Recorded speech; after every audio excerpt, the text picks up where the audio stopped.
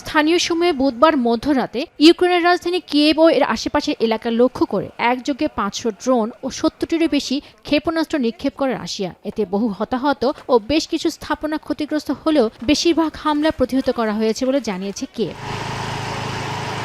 এরই মধ্যে হামলায় বিধ্বস্ত কয়েকটি ভবন পরিদর্শনে গিয়েছেন ইউক্রেনের প্রেসিডেন্ট ভলোদিমির জেলেনস্কি। পরে এক ভিডিও বার্তায় ধ্বংসাত্মক এই হামলার জন্য মিত্র দেশগুলোর প্রতিশ্রুত বিমান প্রতিরক্ষা ব্যবস্থা সরবরাহের ব্যর্থতাকে আংশিকভাবে দায়ী করেন তিনি। একই সঙ্গে মস্কোকে প্রতিহত করতে ইউরোপ ও যুক্তরাষ্ট্র থেকে বিমান প্রতিরক্ষা সরঞ্জাম সরবরাহের আহ্বান জানান Zelensky. Саме Київ був цього разу для Росії основною мішенню, але також Київська область і інші регіони – Харківщина, Запоріжжя, Чернігівщина, Сумщина, громади нашої Дніпровщини, значну частину російських ударних дронів і крилатих ракет.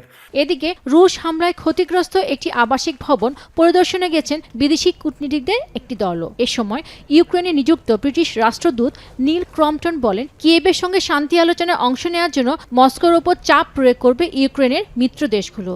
As diplomats, we feel determined to make sure that Ukraine is properly supported at this difficult time, political support, military support.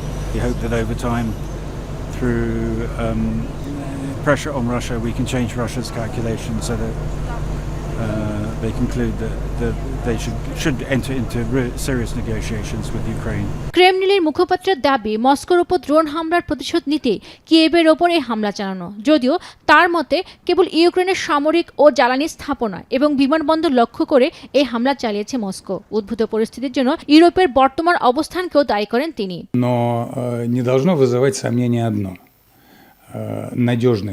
надежная безопасность Российской Федерации и ее национальных интересов будет гарантирована в любом случае. ভয়াবহ এই হামলার তীব্র নিন্দা জানিয়েছে জাতিসংঘ ও ইউরোপীয় ইউনিয়ন। এদিকে রাশিয়ার সামরিক শিল্পে সমর্থনকারী আরও কয়েকটি প্রতিষ্ঠানের উপর নিষেধাজ্ঞা আরোপের প্রস্তাব দিয়েছে ইইউর পররাষ্ট্রনীতি বিষয়ক প্রধান কাজা কালাস।